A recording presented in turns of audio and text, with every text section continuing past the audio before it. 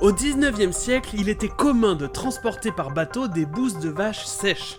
Le problème avec ça, c'est que si ces bouses sèches rentraient en contact avec de l'eau de mer, elles se mettaient à fermenter et laissaient échapper du méthane. Et quand ça arrive dans l'environnement fermé d'une cale de bateau où se trouve généralement la flamme d'une lanterne pendant la nuit, alors... boum! Et vous vous réveillez sans bateau, sans cargaison et surtout, sans bouse de vache. Et après ça, les caisses de bouse ont été marquées « Ship High in Transit », c'est-à-dire à transporter en hauteur durant transit. Ou comme c'était raccourci, « shit ». Et c'est ainsi que le mot apparut dans la langue anglaise. Ah, non, malheureusement non. Cette anecdote, qui a fait longtemps office d'origine pour le mot « shit », ferait une magnifique histoire pour présenter un épisode sur ce mot, mais elle est complètement fausse. En effet, il existe des preuves du mot shit existant bien avant le 19e siècle, et en plus de ça, on retrouve ses origines dans le vieil anglais et le germanique. Mais vous savez ce qui n'est pas un amas de légendes urbaines ? L'épisode d'aujourd'hui.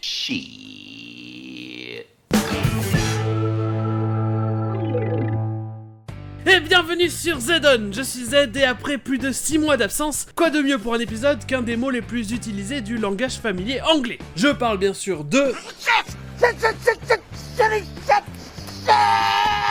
Et même si c'est un mot grossier, littéralement traduit en français par merde, il existe de nombreuses expressions et autres définitions qui rendent ce mot intriguant comme seule la langue anglaise sait le faire. Et encore une fois, c'est vulgaire, ce n'est pas correct de l'utiliser en société. Mais vous allez l'entendre souvent, donc on va en parler. Language. Comme vous le savez probablement, shit a une connotation négative. Quelque chose de shit ou shitty, c'est littéralement merdique ou pourri. Yeah. Why would anyone want this shit job? Shitty call, O'Connor.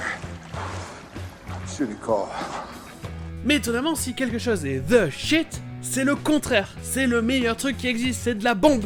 Yo, watch this, this is that shit right here, this is that shit.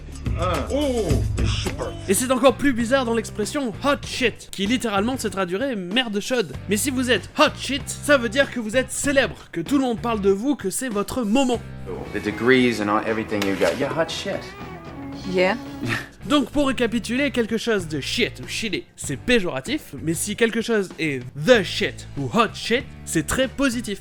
Et bien sûr, le contexte de la phrase ou de la conversation aide beaucoup. Et entre négatif et positif, vous avez neutre. C'est aussi une version plus vulgaire du mot stuff, c'est-à-dire des affaires, des trucs. Get your shit. We're going to my room. Stay out of my shit.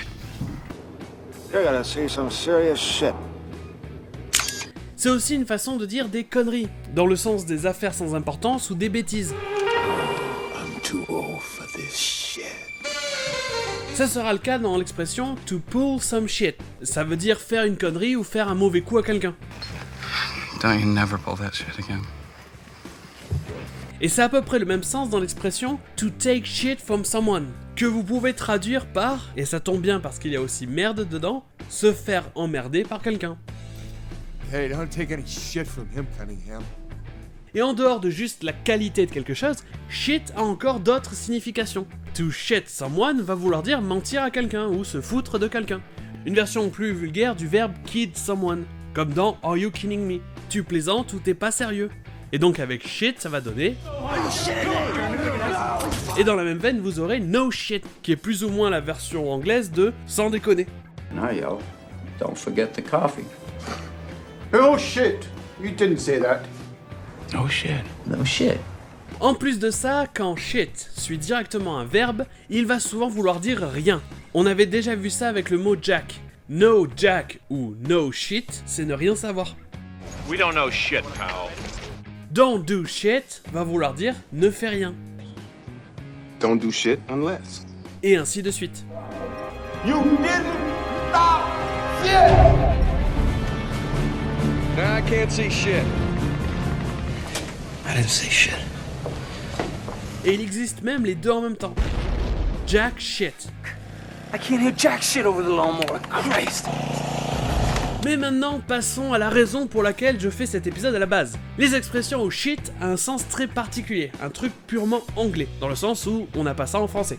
Une de ces expressions est très polyvalente, mais la version la plus courante est to beat the shit out of someone, ou to kick the shit out of someone. Vous l'avez déjà entendu dans une multitude de films et séries, ça veut dire défoncer ou tabasser quelqu'un. So then what are we doing? You ask me one more question and I'm beating the shit out of you. You just kicked the shit out of an innocent man.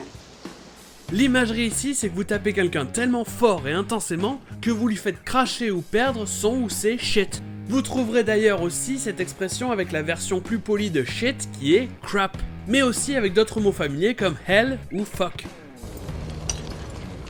They came in and beat the hell out of us with 88s. Kick the crap out of them.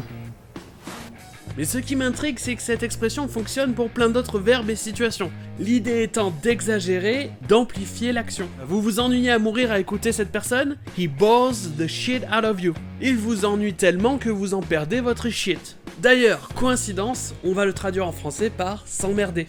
Oh, this is already boring the shit out of me. Kill him! Effrayer ou terrifier quelqu'un va être to scare the shit out of someone. Jesus! Lewis, you scared the shit out of me. Et il en existe plein d'autres. And you're gonna sell the shit out of it. Sell shit out of it. Even though we overcharged the shit out of me. Dented the shit out of it. Cette utilisation de shit est quasiment la même que dans l'expression lose my shit, qui veut dire perdre contrôle, péter un câble. Là, vous perdez le contrôle de votre shit. You've totally lost your shit, dog. D'ailleurs, une autre façon de dire ça va être to go ape shit. J'en ai déjà parlé dans l'épisode sur le mot banana, c'est une version plus vulgaire de l'expression go ape, littéralement devenir singe, qui veut aussi dire péter un câble mais dans le sens se mettre en colère, s'enrager. Shut up, Chip, or I'll go ape shit on your ass. Yeah! Yeah! Et toujours dans le même style, le sens est imagé, mais quelle est exactement l'image? Vous avez to give a shit. Ça veut dire s'intéresser à ou se préoccuper de quelque chose. No.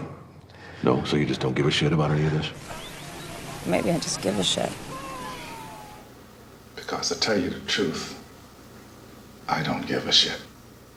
Et la dernière de ces expressions qui me fascine est la suivante. Get your shit together. L'idée c'est de se ressaisir, de se reprendre. Tous ces shit que vous avez laissé tomber, perdus ou donnés avec les expressions précédentes, il est temps de les rassembler pour redevenir la personne que vous étiez et être prêt à affronter l'avenir. En tout cas, c'est comme ça que moi je le vois. You gotta get your shit together, man. Et terminons rapidement avec des expressions communes contenant ce mot. Comme par exemple shit-faced, qui veut dire être complètement bourré. No, if nothing comes up, we can get shit-faced again, huh? L'expression tough shit va vouloir dire pas de chance. C'est une version plus vulgaire de tough luck. Tough shit, the deal is done! Mais s'il y a bien une expression qui remporte le trophée du n'importe quoi, c'est pour parler du moment où tout est parti en vrille. Le moment où la situation a dérapé.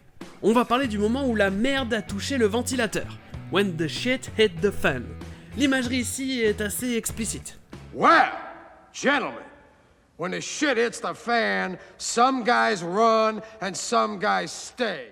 Et voilà pour cet épisode sur le mot shit. En tout cas, je suis de retour, j'ai toujours vos commentaires de l'année dernière, mais si vous avez une question improbable sur l'anglais, un sujet super bizarre, vous savez que j'adore ça, donc laissez-les dans les commentaires. Et sur ce, and I'm not shitting you, je vous dis à la semaine prochaine!